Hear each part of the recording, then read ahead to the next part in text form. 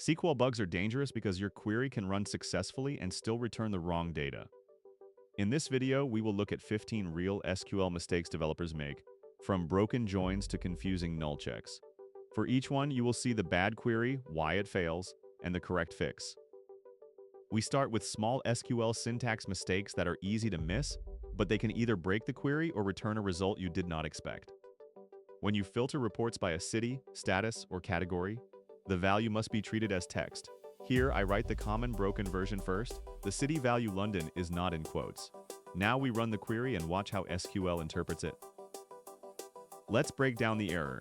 In SQL, an unquoted word is not a string value. It is treated like an identifier, usually a column name. So the database searches for a column named London, cannot find it, and stops the query. Now we fix the query by putting the city value inside single quotes.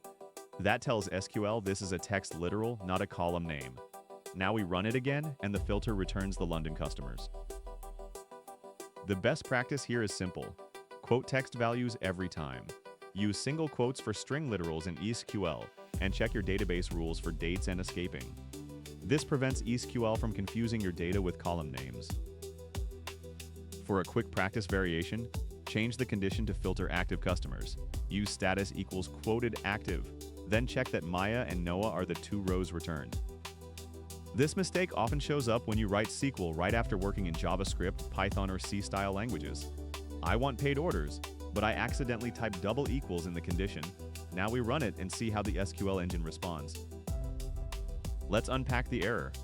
The database is trying to find an operator called double equals that can compare text to a string literal. In standard SQL, the equality operator is just one equals sign, so this version is not portable and can fail completely. Now we fix the condition by using a single equals sign. The intent stays the same, return only paid orders. Now we run the fixed query and get the matching rows. The best practice is to write SQL operators on purpose, not from muscle memory. Use one equals sign for equality, and choose the inequality operator your team standardizes on. That keeps queries readable and easier to move between databases. Try a small variation yourself. Return every order that is not paid. Use the inequality style your database supports, then check that only the pending order appears. This one is dangerous because it may not always throw an error. Imagine you're adding the username to a small export, but you forget the comma after ID. Now we run the query and look closely at the output columns. Let's break down the weird result. SQL can read ID name as ID with the alias name. So the real name column is not selected at all, and the output column called name actually contains user IDs. Now we fix it by adding the comma between ID and name. The query now asks for 3 separate columns. We run it again and the output matches what the report needs. The best practice is to format longer, select lists, so punctuation is easy to scan. 1 column per line makes missing commas obvious during review. Follow your team's trailing comma style, but keep the list visually consistent. For practice, extend this select list with one more field like created at. Before running it, scan only the commas and make sure every column is separated the way you expect. Next, we deal with null, because missing values do not behave like normal text or numbers in SQL filters. In real apps, this happens when you search for users who did not enter a phone number. The broken query looks reasonable at first, phone equals null. Now we run it and notice that it returns no rows, even though the sample data has missing phone values. Let's break down the result. Null is not a normal value, it means unknown or missing. A comparison like equals null does not become true, so the where clause filters every row out. Now we fix the filter with isNull. This is the SQL operator designed for missing values. When we run it, the 2 users without phone numbers are returned. The best practice is to use the null-specific operators every time. Use isNull when you want missing values, and isNotNull when you want present values. Avoid equals null and not equals null because they do not express the logic you mean. Try the reverse filter now. Change the condition to isNotNull and confirm that only Maya, the user with a phone number, is returned. Now we move from syntax into query logic, where a query can run successfully but still lose important rows. This comes up in customer reports all the time. List every customer and show their paid order if they have one. I start with a left join, but then I put the paid order filter in the where clause. Now we run it and notice that only one customer survives. Let's break down why this is wrong. The left join first creates rows for all customers, but customers without a paid order have null values from the orders table. Then the where clause checks O to status equals paid, and null does not pass that filter.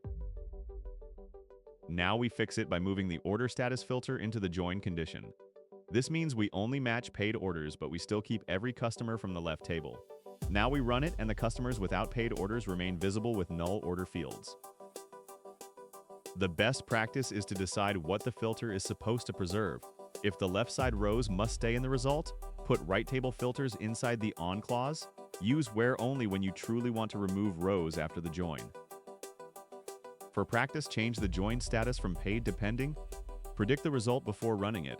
Maya and Noah should have pending orders, and Ava should still remain with null order fields.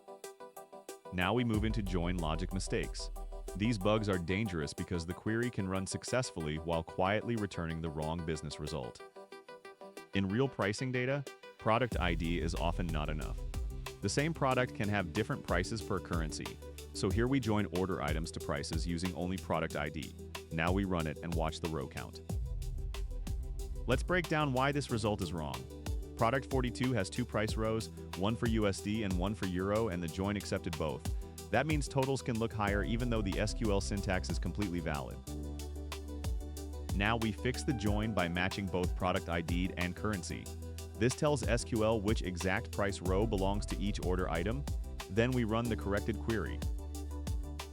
The best practice here is to identify the real key before you write the join. After the join, compare row counts with what the business process expects, especially before summing money. For a quick variation, add a region column to both tables, then update the join so product ID, currency, and region all match. A user activity report usually needs every user, including people who have not logged in yet.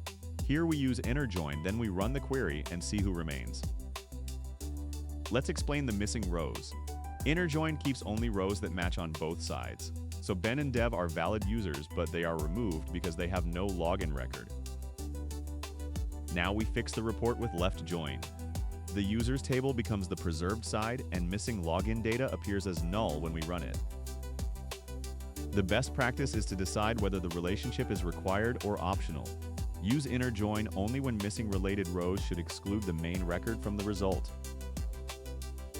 Try this variation yourself. Add a status column to users and return all active users, even when they have no login row. Next are aggregation mistakes. These usually show up in dashboards, reports, and analytics queries where one wrong count can change the decision. A dashboard might ask for shipped orders, but this query counts every order row.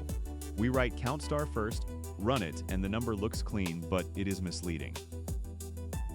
Let's unpack the difference. Count star counts rows, count of a column counts only non-null values, and count diacritic removes duplicates before counting. Now we fix the dashboard by showing 3 different counts side by side. We run it again, and each column answers a different question. The best practice is to make the metric name match the count expression. If the column is called shipped orders, the query should count shipped values, not all rows. For practice, add a canceled at column, then count total orders, canceled orders, and customers with at least one order. For revenue by customer, each customer becomes one group. This broken query also asks for order date, but it does not say which date from the group should be shown, so now we run it. Let's explain the error. Customer 1 has 2 different order dates, so SQL cannot guess which one belongs beside the summed revenue. We need to either group by the date or aggregate the date intentionally. Now we fix the report by asking for the latest order date with max. This keeps one row per customer and makes the date deterministic. So let's run it again. The best practice is to make every selected expression match the grouping level. If the report is 1 row per customer, every selected value must also be 1 value per customer.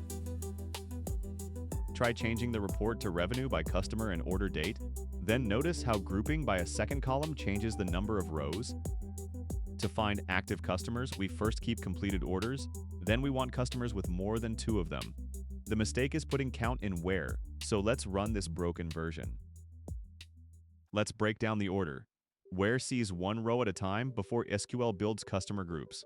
Having runs after group by, so that is where aggregate filters belong. Now we fix it by keeping the row-level status filter in where and moving the count condition to having. When we run it, only customers with more than 2 completed orders remain. The best practice is simple. Where is for row-level conditions, and having is for aggregate conditions.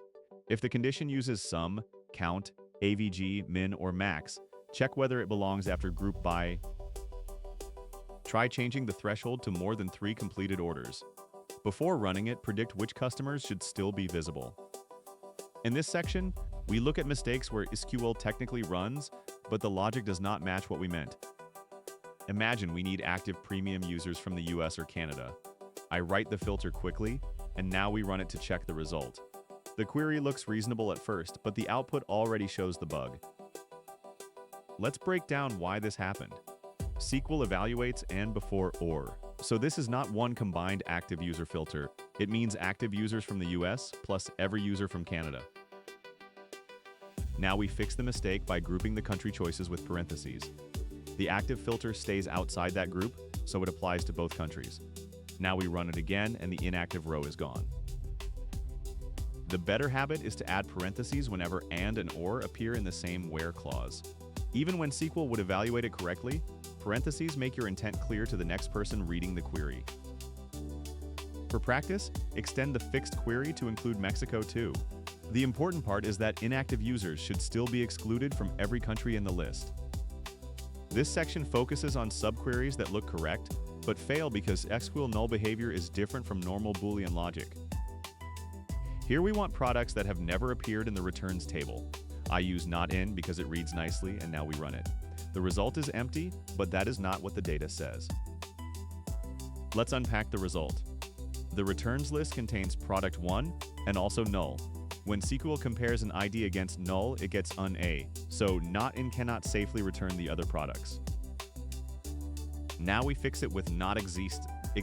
This checks for a matching return row per product instead of comparing against a nullable list.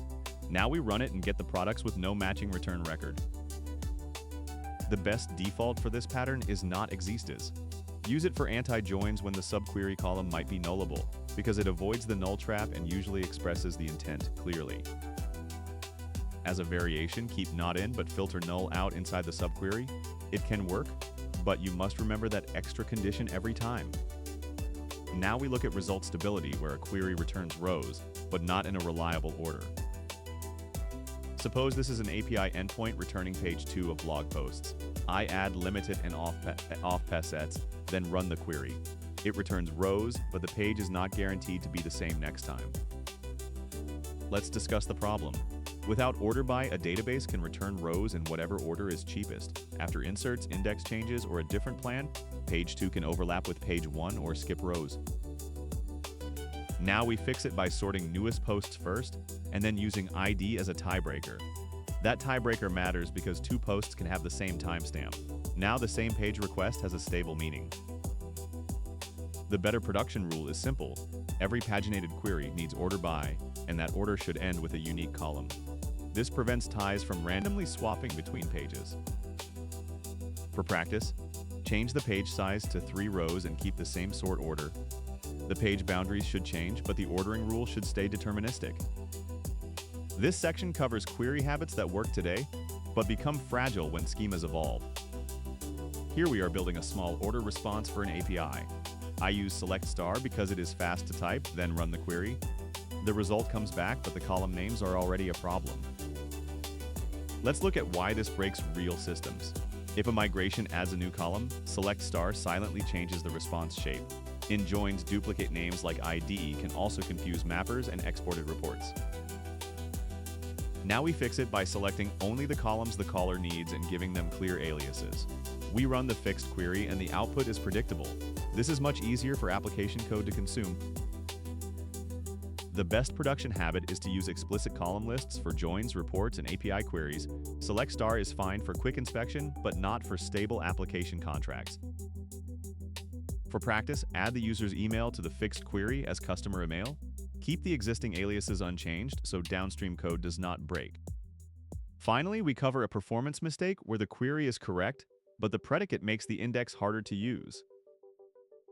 Suppose we need all orders created on June 20th. I write date created at equals the target day, then check the plan with explain. The result is logically correct, but the plan shows a scan instead of a clean index range. Let's explain the performance issue. The index stores created at values, but the query asks SQL to compute date created at first. That makes it harder to jump directly to the timestamp range for the day. Now we fix the filter with a half-open timestamp range. We keep the function away from the indexed column and compare created AT directly. Now explain shows a range condition that can use the created AT index. The best pattern for date filtering is a start boundary and an exclusive end boundary. Use this for days, months, and time windows, especially on large index tables. For practice, rewrite this as a full month filter for June 2026. Use June 1st as the inclusive start and July 1st as the exclusive end. Now you know 15 SQL mistakes that can break your queries or silently return bad results. If this helped you, like the video, subscribe to Dev Level Up, and comment which SQL topic or bug example you want to see next.